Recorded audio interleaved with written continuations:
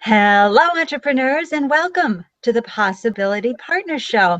I'm your host, Andy Lyons, your Chief Possibility Officer, and every Tuesday at 1 p.m. Eastern, you're going to find me right here on Google Plus Hangouts on Air, sharing Andelicious advice for entrepreneurial adventurers. And this is conversations with seasoned entrepreneurs, all sharing their best, delicious advice, tools, tips, resources to help you and your business grow and thrive, because this entrepreneurial journey, some days it's exhilarating and we're like, wow, and we want to share it with someone, right?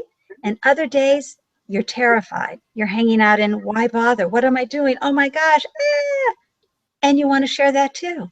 And we want to hear from you. That's why we have the Possibility Partner Show.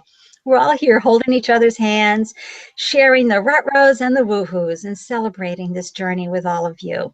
So I'm thrilled that you've joined us and you've tuned in to the Possibility Partner Show and come here to grab your own inspiration, motivation, I don't know, a shot of tenacity and resilience, and that oh so delicious feeling called hope, which we definitely need for this journey. And please, I'd love to stay in touch with you and connect further with you. Visit my website, andylyons.com, and be sure to subscribe to my YouTube channel, Andelicious Advice. Both locations will have so much information and resources for you to help you with your journey. Speaking of resources, wow, oh wow, today we have such a wonderful guest. We're talking about a goddess who has nailed visual branding badassery.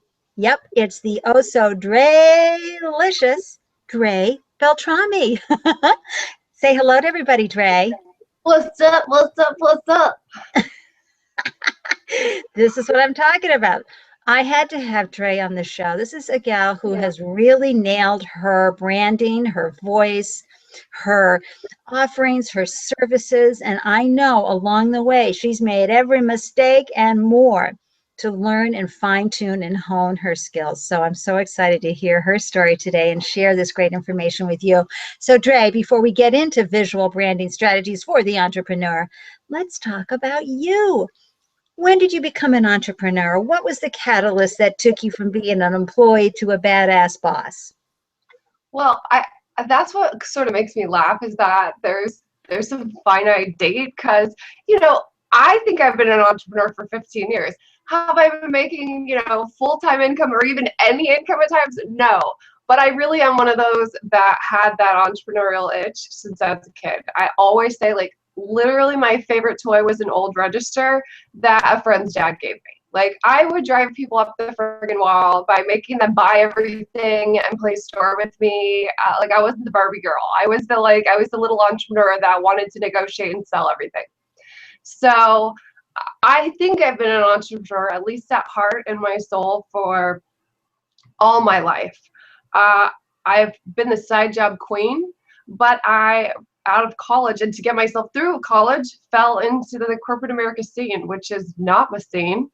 But it paid the bills, and really, as much as I was miserable at it and it wasn't my thing, it afforded me the about 10 years that it took me to figure out what the hell I really wanted to do.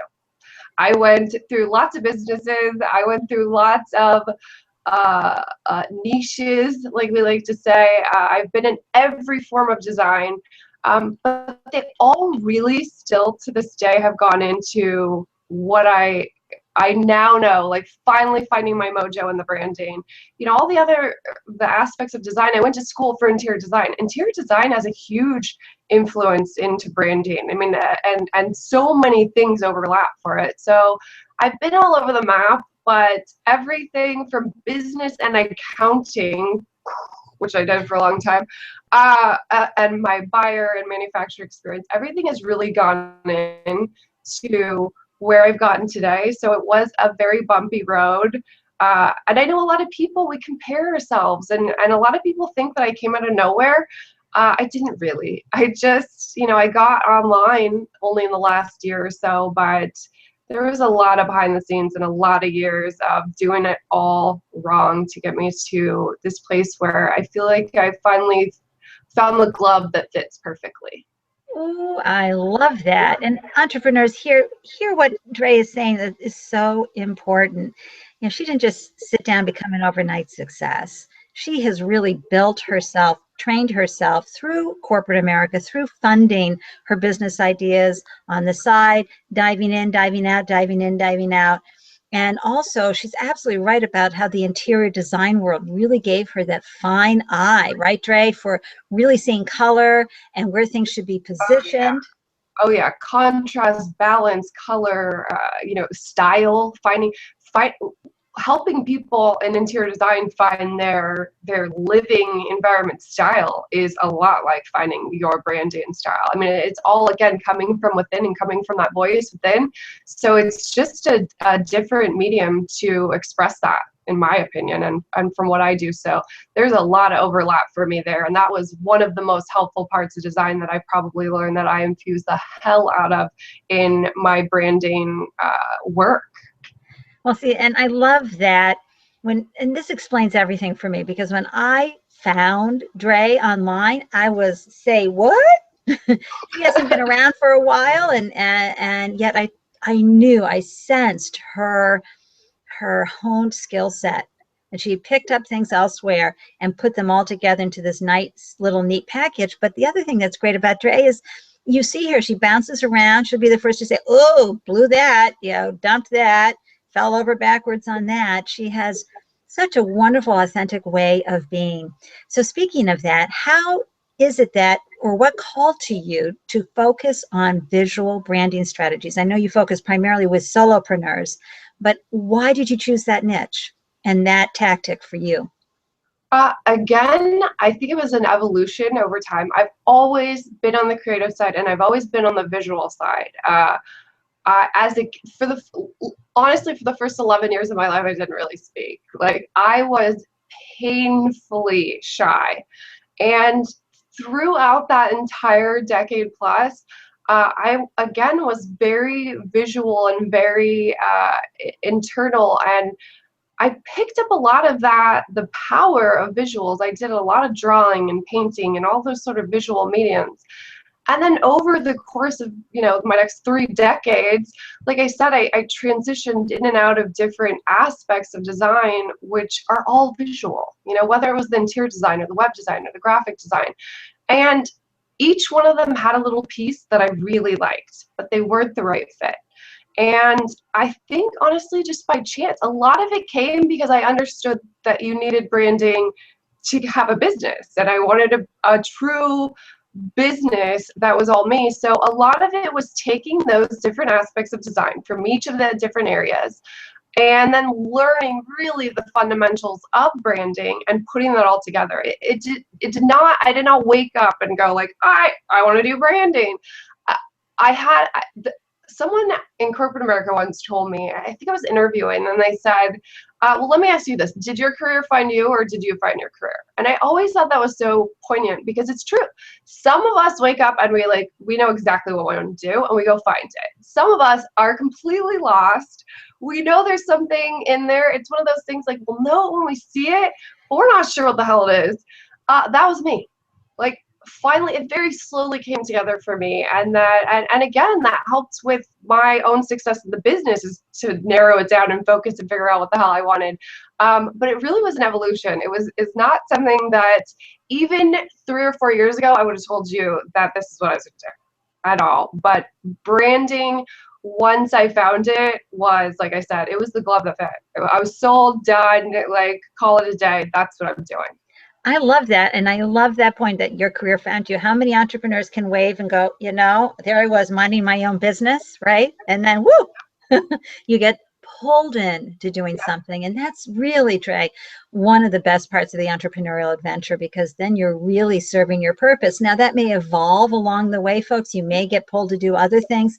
Nothing wrong with that. You'll have served your purpose in that area of entrepreneurship and have had a wonderful adventure, which is why I call it entrepreneurial adventures, because it's never just one adventure. So Dre, you did something that was so important when you launched your online presence, and that is you found a voice for you to use. And I talk about this all the time with business owners about their online voice, because you do represent you and you represent your business. And it has to be conversations that you would have whether you're networking or no matter what you're doing. So the important thing is being able to find a voice that speaks to you, speaks to others, and keep it going. Now, for those of you who are live watching, we have lost Dre, but I'm sure she'll be coming back. So in the meantime, I'm going to talk a little bit about branding, because to me, this is the most important thing that you do with your business. And you can start right now and quickly take a look at what's going on with your brand and your brand voice and your brand images. Because to me, it's important that you have a brand promise to your customers at all times, which is, here is how I'm going to engage with you. Here is how I'm going to inspire trust and intimacy with you. And you get that brand voice going, and you find out and use it consistently across every conversation you have, whether it's belly to belly at the coffee shop, or if it's online here, Pinterest, or anywhere else. It's so important that you just keep that consistency and that experience all the time with your customer, with even the folks like me that you're chatting with on the side. You really need to have that. So Dre, I was just chatting with everybody about how important the consistency of the brand voice is, but I want to get back to how your voice came to be. How did you choose badass? How did you choose your sassiness when you started your business? That's such a good question, because honestly, I think it's the biggest breakthrough I ever had. Like, for me, figuring out what I wanted to do and honing all that, like, that was great. That was a struggle, no question about it. But my biggest struggle was the voice. My biggest struggle was that insecurity of mine. I came from the corporate world. In the corporate world, badass, high fives, the attitude, the sassiness, the independence, it's not welcomed. It's not celebrated. Literally, you could tell who was executive management in the companies I worked just by correlating that to who liked me. So it was really, really hard for me to put myself out there online with the attitude and the sass and being 110% me, because I knew people were going to hate me for it. I've experienced that throughout my entire career in corporate America. So when I first came out, I had a brand, Chic Geek Academy, and my voice was a full marketing robot. I didn't have a voice. For me, and I think this is for everybody, but I just happen to, be the sassy, sarcastic, humor-driven sort of person. But for me, ever since I just started to be me, that's it. That's how I found the voice. When I just promised myself that I wouldn't dilute that or sacrifice my voice for, the in the name of everybody's approval. So for me, it's just a matter of being me. I don't speak, like, oh, thank you so much, that is so kind. Like, not even the stuff you use, goddess, like, that's not me, that's you. So I think the easiest thing is to just genuinely be you. Like, if that's all you do with your voice, it's there. Like, how do you talk to your friends? How do you say thank you to your friends? What do you write in an email to your friends? When I just took a step back and was like, this is going to be Dre, that's how I found it. That is the only time I found it. I struggled with that for so many years, trying to be two different people. Oh, and she does it beautifully, right, folks? She does the whole bringing her voice. Dre, you're just so amazing at this. You really, really are. So I'm going to bring up some comments here. We have Nikki, who says, you're speaking my language now, Andrea Beltrami. I had to pluck up courage to speak to anyone right up to the age of 18. Oh my gosh, Nikki. But it didn't mean I wasn't watching and listening very carefully to everything. Oh, wow. I'm wondering if other folks can relate to that, right? Oh my gosh. And here's Dan Nichols. I got to bring that up. I love Andrea Beltrami's badass email salutations. Right, Dan? Oh my gosh, if you're not on Dre's email list, you've got to get on it. She will send you the best information every week, all the time. I love, love, love it. And then we have Cynthia, lovely. Nicole Levac, hugs and high fives, rocket today. See what happens here too, the Possibility Show. You see folks talking to each other. It's way cool. I love that. And then I just want to put out Pamela here. I relate to observing more than speaking as a kid. Oh gosh, we've got a common theme here. It's time for the observers to find their voice and share their gifts. Oh my gosh, I love that. And Kim Armstrong. Greetings, Googlers. Love hearing your story about the evolution as an entrepreneur, Andrea Beltrami. Sometimes it takes a while to figure out what we're meant to do. Oh my gosh. And also, Kim and everybody watching, sometimes that evolves the whole time. One minute you're feeling like really on purpose in this direction, and then another. So, for example, when I launched Bring Back Desire, which is an online business I had for 3.5 years, many of you may recall, I had to find a voice because I was talking about a taboo topic. And so I wasn't even sure I was going to even use my face or my name because I had children at home and I lived in the suburbia America. And I thought, what am I going to do? But I found my voice. And as a result of being very clear in how I wanted to communicate on such a, taboo topic, I was able to keep the riffraff away in all my branding and all my messaging. I had people who came with their integrity and delicious voice and delicious ways of being. So it was so cool. And it's so important that you do what Dre has mentioned here, which is find out how you want to communicate. Now, what I see a lot with branders, Dre, is I see folks going back and forth between 1 minute they're professional and the next minute they're snarky, they're bashing what they hate. Folks, you got to keep certain things in a place of integrity and good communication, right, Dre?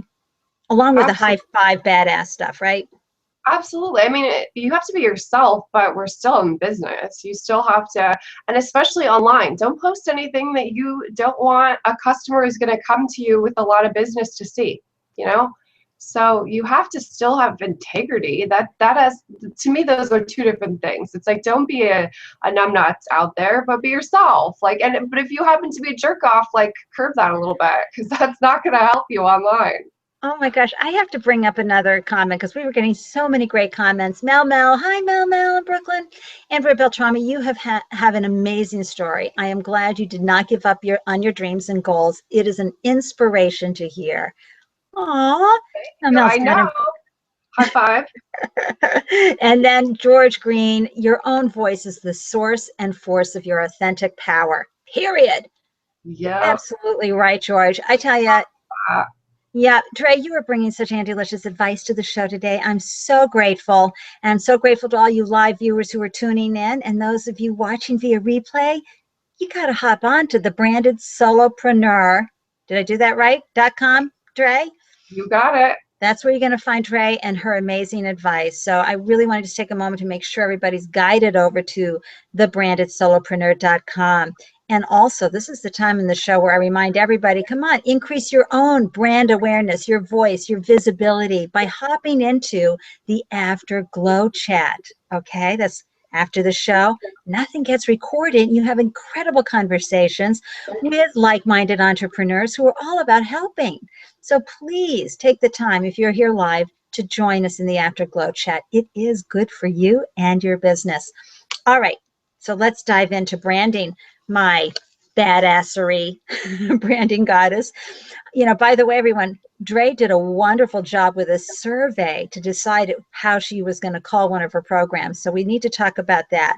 But first, Dre, why are visuals so important when we're branding? 90% of what the brain processes is visual right out of the gate. I mean, it's fighting human nature. The thing is that we have the ability to create visuals now. That's really the only difference. We've always been a visual society. We've always been visual human beings. The difference is that online, we now have the ability to leverage those visuals in our business. And we have the ability to use visuals to express ourselves much more easily than we've ever have in history. Okay, but I have to honestly admit, a kindergarten can do visuals better than I do. But that's just me, folks. I mean, I have to have help with anything I do. Trust me, I'm challenged that way. But Dre, you do a wonderful job helping folks who have more talent than I do use different tools to create the right visuals for them. Where does one begin, though, in their visual branding strategy? Like, where do you help clients? How do you start them off? Well, I start them off by coming up with their branding guidelines, and it's the hardest part, but it's the exact part that we have to start. We have to come up with some guidelines that we use because that leads to the consistency in our work, and it leads to, which consistency really leads to the familiarity, which is where that trust is built, right? Seeing something consistently and getting to know somebody. So the part where we have to start is with the guidelines. And that's, like we mentioned, the color palette and the fonts and the decorative looks and the logos. And all of that, again, goes back to your voice, goes back to your style. It's just like interior design. It's like you have to get inside and figure out what it is that's going to express what you're. She's absolutely right, though. Trey's absolutely right. The visual component is so key, and it's so easy. Now, I happen to use, sometimes I use someone here in the States, sometimes I use Fiverr. It depends on where I'm going, but you can find really great help. You can get onto Dre's website and at the branded solopreneur, and she has all these great blogs and examples. That's what I love about her blog post. She has examples of what you do when you are creating, what font you want to use, what color you want to use, what style, etc. And she helps you pull all of that together for you, and she shows it so that you can be your DIY badass self. Unlike me, who's handicapped, I'm sorry, in that area. I would hire Dre, is what I do. So Dre, like, what tools do you have people use? I mean, I know folks hop onto PicMonkey, or they go and or Canva, or they go and get some stock photos that they buy. What are the tools that you suggest folks use? Here's the thing, I have suggestions, and my suggestions are that Canva's great, PowerPoint's great, Illustrator and Photoshop are great. It's honestly a lot less about the tools than it is about design.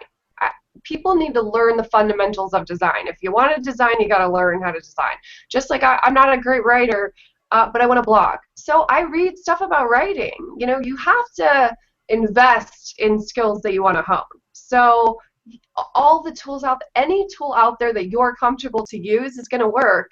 What's more important is that you understand how to work them, and you understand how to use them from the ground up. So when you are looking for a tool, you need to choose something and learn it from the ground up, including the design side, but including how to use that tool. And everybody's using Canva. It's a great free option.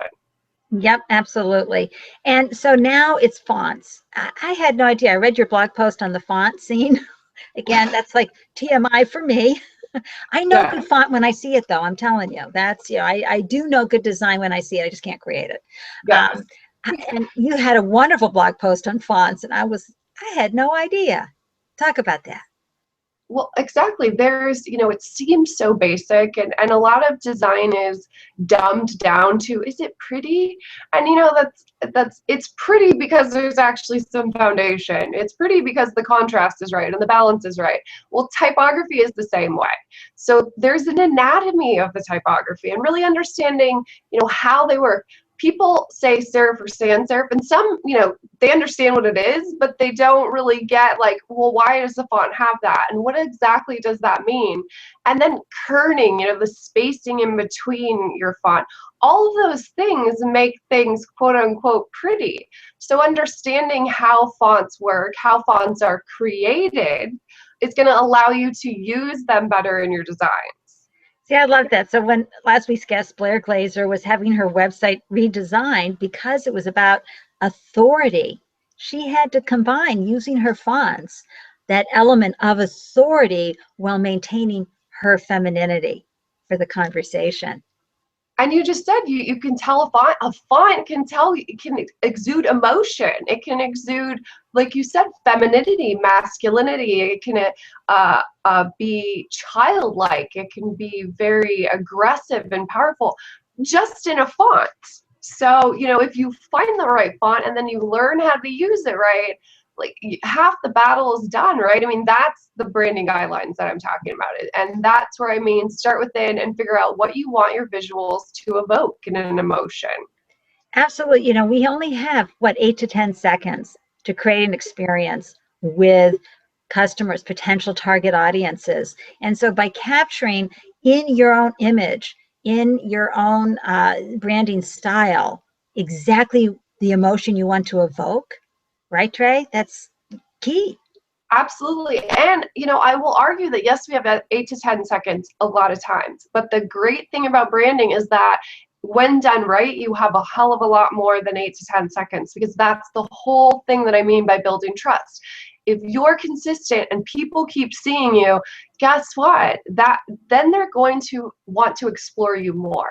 So it lengthens that 8 to 10 seconds to, I have people that have told me, I've followed you and seen your stuff for about 6 months before they'll ever engage with me, before they'd ever converse with me, buy anything. They watched me from the sidelines, and just purely because they'll tell me, you kept showing up on my feed. Just those images, they kept showing up in my feed. They kept, getting my attention. And then eventually they explored a little bit more. So that's my argument against branding, is like it exceeds that 8 to 10 seconds we're all told that we have.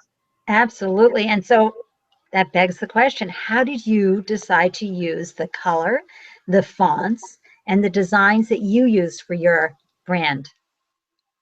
Oh, well, we'll find out in just a second. In the meantime, let's go to some comments here. I've got some great comments. Dan Nichols. Oh, yeah. Agreed, Andy Lyons. I am amazed at the amount of excellent free information that Dre puts on her website. Imagine how awesome she is when you pay her. Oh my God, that was just a beautiful ad for Dre. Thank you so much, Dan. And then Cynthia Basin, you're talking about a question here that Pamela had about videos versus stills. So I will ask Andrea when she gets back, how long is an effective video clip for branding? Well, it's always been the 2-minute deal, but sometimes I've seen FAQs done in a minute that are so powerful. And I think video FAQs are amazing. So Dre, how did you determine to use the colors that you used and the style, et cetera, for your brand? Again, that one was really easy. I branded other businesses of mine and had a really tough time. I went exactly right back to who I was. So I always say that my entire life has been about pinging and ponging between the black and the white, searching for that perfect shade of gray. Like, my life is always like, it's yes or no, black or white. Like, it drives me up a wall, but it's totally me. I never bask in that gray area. So to me, that meant my brand needed to be that gray. So it's like, it's charcoal, it's black, it's white, it's shades of gray. And then there is this pop of, again, sass and femininity and fire and brightness that's in the yellow. So for me, my color palette came together so quickly for me.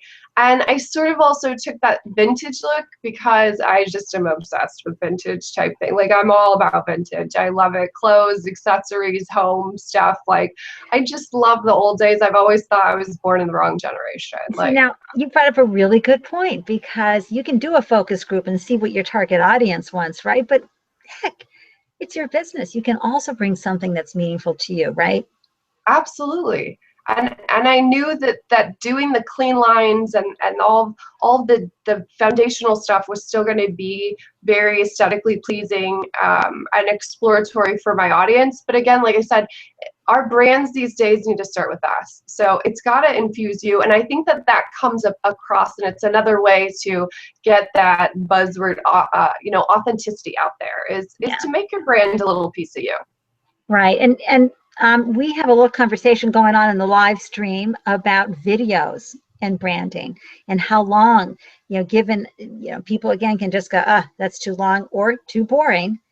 How do you brand with video? Again, that's voice, and it's also having a little template. You can put your watermark or something in the side. You can use lower thirds. Like, you have perfect one. You brand your video by having that lower bar. So it's a lot about consistency, and it's a lot about trying to infuse any of the visual aspects into it. So, like, you have the books in the background. If you have a book or you've won awards and that sort of thing, that's branding. Put that in the background. It's a visual, but it's not a, hey, look at me, look at me. And as far as short, it's short and sweet. Like, and it's tough, but here's the thing that I find easiest is to use what you have and make it the easiest setup and way of recording that you can, and then you'll do it. Anytime it's daunting or there's this like involved equipment or something, it's too scary. Like, I absolutely hate video, but if I throw on Google Hangouts and I record a 2-minute video, like, I'm happy. I trim the front and the back off in YouTube and I'm ready to go. I bought hundreds of dollars in lights and all that stuff. It's just scary and daunting, and it's not really necessary. Wow. And so here's a great comment from Bob Barron. Grateful that you are discussing fonts, Andy and Andrea, which is one of my weak links. Oh, it's so true, finding the right font and the right voice. And I just, again, I know good font and I know good design when I see it, but I don't ever get to it myself. And here's a great comment too.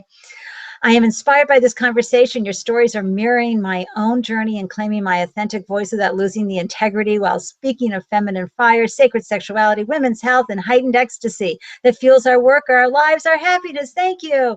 Woohoo! That is such a great comment. Thank you, Carol.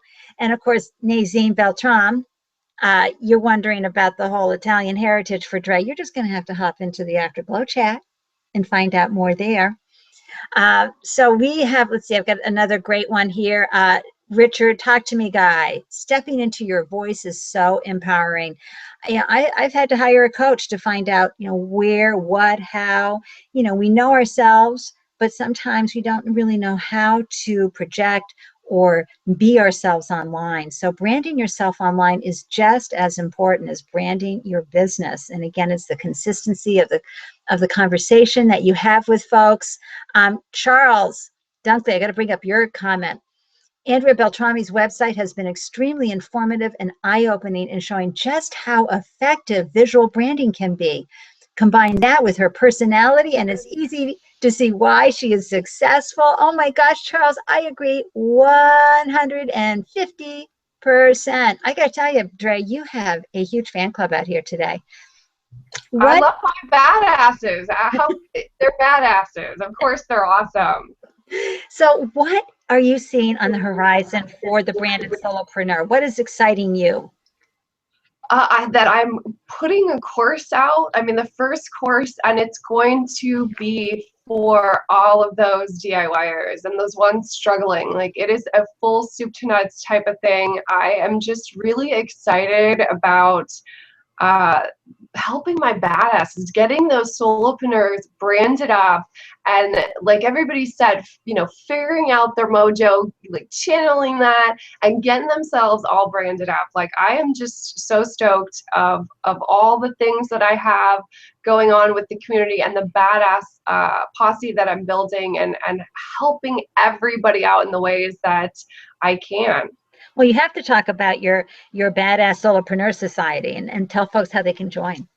Yes, well, it is and I am honestly blown away by what it is already. I created it 4 weeks ago, I think. We've already got 250 badasses. Sorry, my cat is in the litter box. 250 badasses already in there, and I can't tell you how many times I've already heard, this community is not like anything else. Like, I've really set that vibe of, again, who I am. We're about having fun. We're about giving support. We don't like haters. We don't accept jerk faces.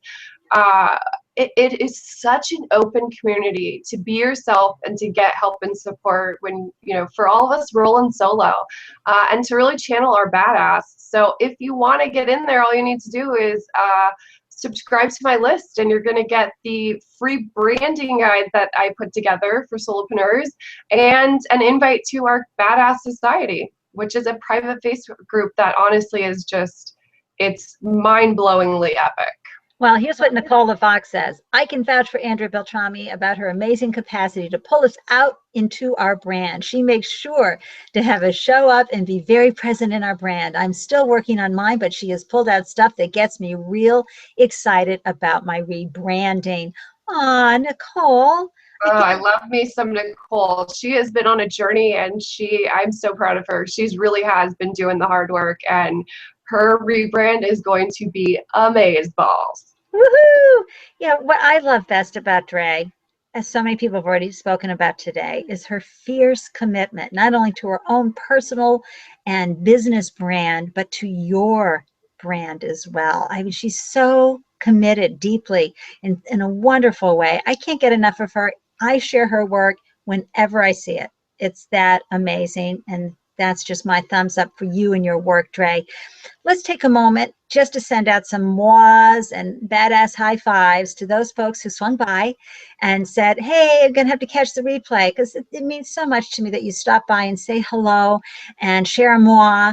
And so I want to share one right back to you. And that's, of course, Virginia Parsons, mwah, mwah, and Allie and Blair and Danielle, a branding goddess herself, Stepan, oh my gosh, Deborah Oakland, Cherie Valentine, Dave Moore, Frank Gainsford, all of you folks, thank you so much for watching the replay. And for those of you who have tuned in, it's so cool to see you here.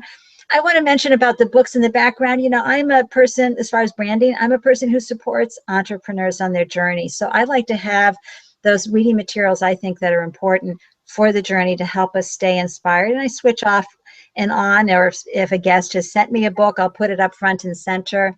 And of course, you know, for me, my brand is Andelicious Advice. And I put my charming little face out there every day. And I use my own language for my brand. And what it does for me is it filters out the folks who would never work with me. They'd be like, Andelicious, what? No, thank you.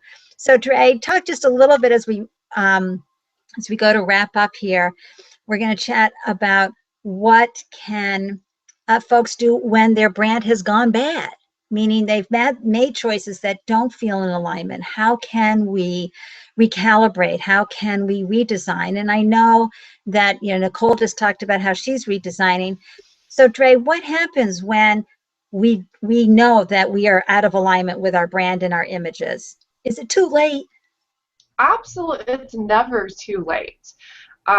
It takes a realignment. It takes to step back, and that's what I did with my brand. I literally stepped back, took a hard look at it, and you need to focus on those guidelines. If you look within yourself and you get real and you do the work in defining those guidelines, you're going to be on the right track. But you got to take a step back and you got to start from the beginning, and that starts with defining the antithesis, the iconic look and feel of your brand, which is going to help you figure out that voice and the authentic place to be, to really own your mojo. Woohoo! Live viewers, you have brought not only just wonderful comments, but inspirational testimonial for our dear guest today, the Drelicious, Andrea Beltrami. Be sure to connect with Dre on social media. I've got all her links in the archives and on the event invite. Pinterest, oh my gosh, you cannot live without the Pinterest experience with Andrea Beltrami, but also on Instagram and Facebook and Google+. This is a remarkable woman. You want her in your toolbox of keeping your business, whether it's new products, services, blogging, whatever you've got going on. Dre can help you. All right, so wrapping up today, I got to tell you who's on next week, May 5th. It's Manolis of Reality Crowd TV. Do you know him? Oh my gosh, it's crowdfunding in real estate. I had no idea. So not only does Manolis bring amazing crowdfunding intelligence, he's going to talk about how it's being used for real estate investment. And I got to tell you, we got to have some of our side streams as entrepreneurs. So this is an amazing entrepreneur. I can't wait to share him with you next week. Heartfelt thanks to the oh so Drelicious Dre. How about a high five, badass high five there, goddess? What's up? Thank you, Auntie, and thank you everybody that's supported me and everybody that is ready to get their badass on. So high fives to everyone. We're going to see you all, of course, online.